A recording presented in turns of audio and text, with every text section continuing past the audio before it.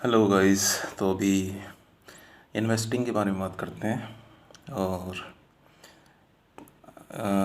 Investing start कैसे कर सकते हैं इसके बारे में बात करते हैं।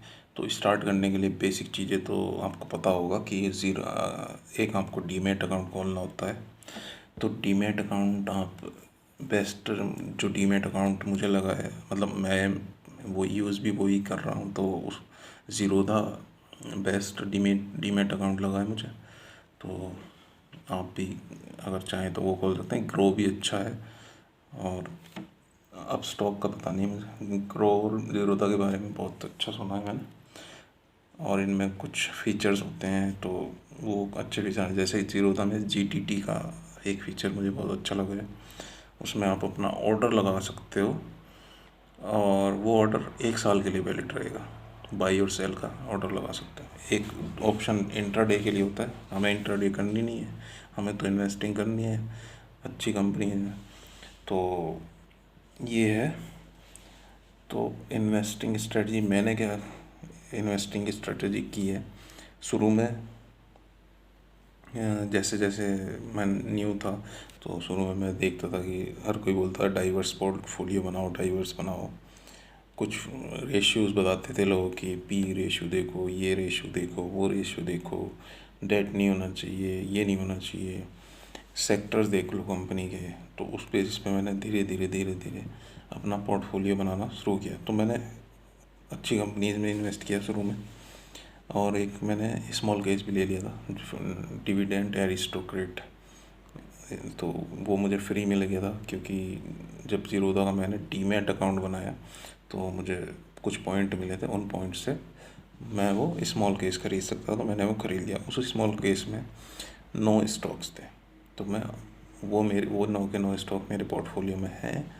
तो ये 9 स्टॉक्स हैं। एक तो इसमें है एशियन पेंट, रिलायंस इंडस्ट्रीज़, तीसरा है पेडीलाइट, चौथा है ला ओपाला, पांचवा है इन्फोसिस, छठा है परसिस्टेंट, ये दोनों आईटी कंपनीज हैं। सातवां है हिंदुस्तान यूनिलीवर। और आठवां है एक और है, आठवां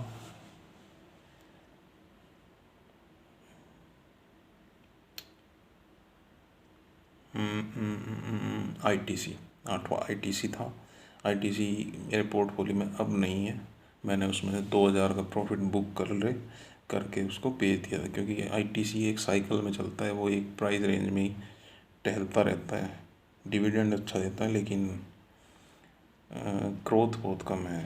तो इसलिए मैंने 2,000 का प्रॉफिट जैसे ही बुक हुआ मैंने उसको बेच दिया। मैं उसको बाद में फिर से अपने पोर्टफोलियो में इंक्लूड कर सकता हूँ जैसे ही एक डिसेंट प्राइस पे मिलेगा।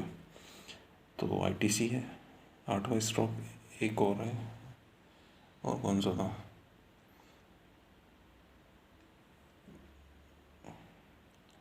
चलो मैं आपको अभी बाकी स्टॉक बता देता हूँ जो मेरे पोर्टफोलियो में अभी 24 स्टॉक्स हैं। और अभी तक मैंने केवल 2 स्टॉक्स बेचे हैं जब से शुरू किया है, और दोनों में 2-2 हज़ार का प्रॉफिट बुक किया था। दोनों में लगभग ऐसे ही 7-8 हज़ार रुपये मैंने लगाए थे, 7-7 8-8 हज़ार रुपये। तो 2-2 हज़ार रुपये प्रॉफिट बुक करने में मैंने बेच दिया, क्योंकि ये थोड़े एक प्राइस रेंज में घूमते रहते हैं। बंधन बैंक था, वो भी मैंने बेच दिया था। तो अभी मेरे पोर्टफोलियो में जो स्टॉक्स हैं, एक इनके अलावा नवा मुझे याद नहीं आ रहा है कौन सा स्टॉक है, बताता हूँ। और इनके बाद है अंबुजा सीमेंट्स है, सीमेंट इंडस्ट्री, क्योंकि एवरग्रीन इंडस्ट्री है। मैंने इस तरह से सोचा था कि ये एक एवरग्रीन इंडस्ट्री है, ये एक रॉ मटेरियल है कंस्ट्रक्शन सेक्टर के लिए। तो इंफ्रास्ट्रक्चर का भी बहुत इन्वेस्टमेंट कर रही है गवर्नमेंट, वहाँ पे भी ये एक एज ए रॉ मटेरियल है। तो इसकी डिमांड अगले 10 साल तक तो इंडिया में कम होनी नहीं है, तो ये सेक्टर ग्रो करता ही रहेगा। तो इसलिए मैंने अंबुजा सीमेंट ले लिया था, और ये मेरा बेट सही भी लग रहा है। अभी भी मैं इतना ज़्यादा मार्केट डाउन होने के बाद भी ये स्टॉक प्रॉफिट में चल रहा है, लगभग 10 से 12% का प्रॉफिट दे रहा है मुझे अभी।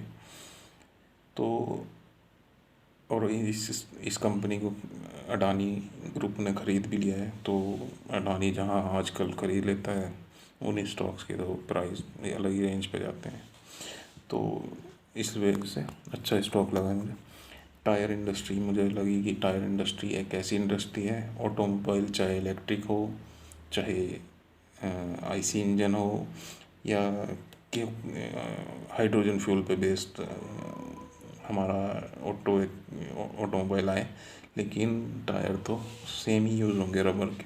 तो इसलिए मैंने टायर इंडस्ट्री का एक स्टॉक खरीद लिया था, वो है अपोलो टायर्स।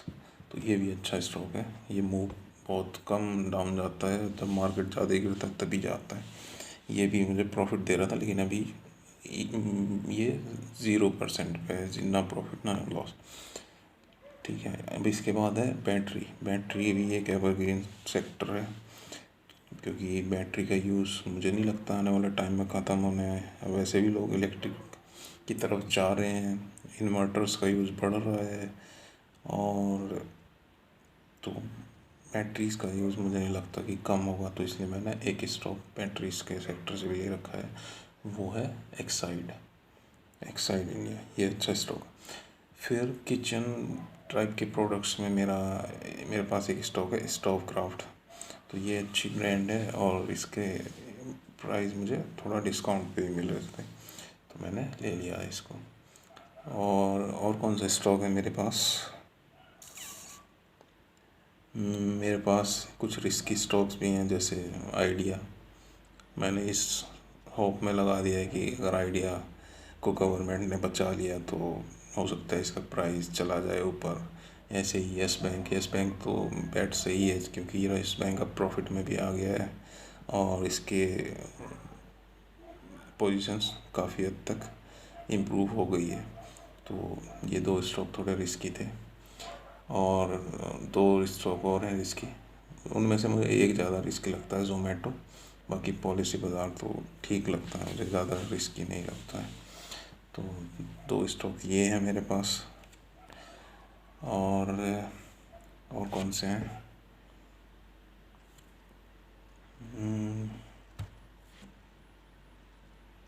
मैं खोल ही लेता हूँ अपना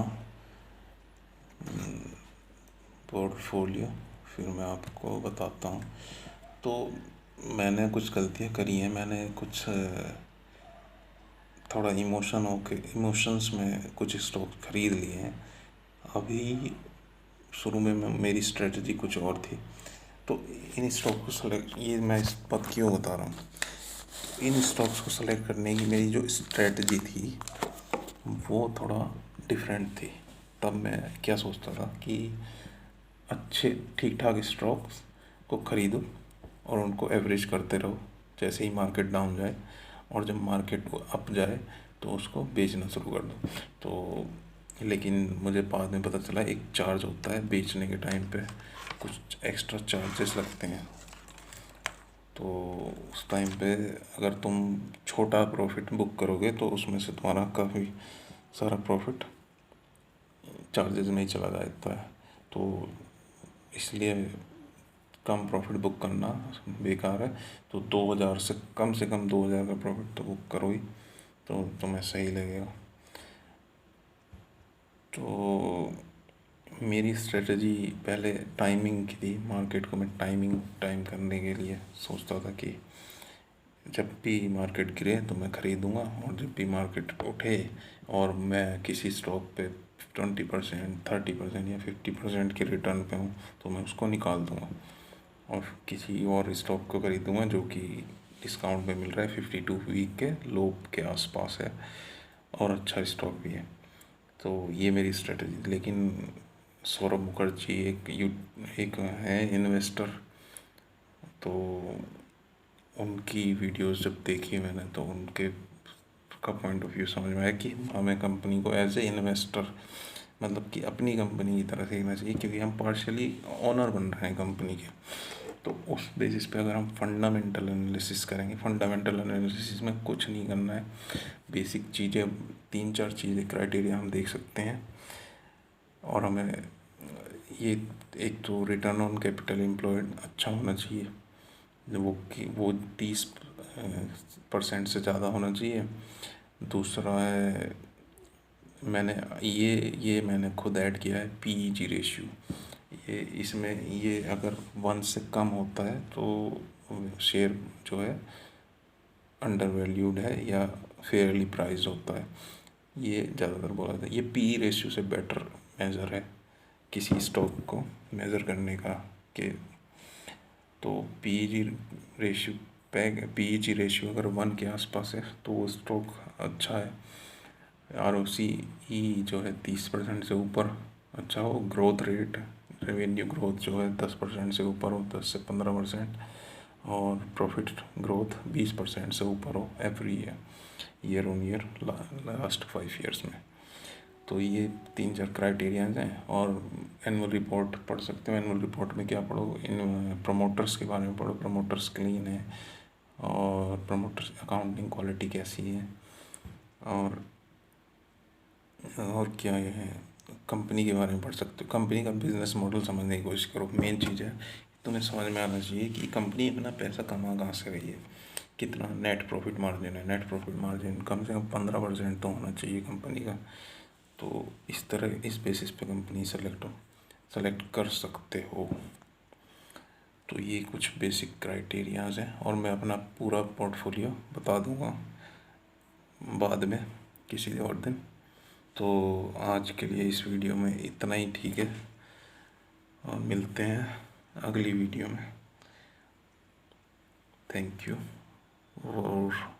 you guys for watching this video.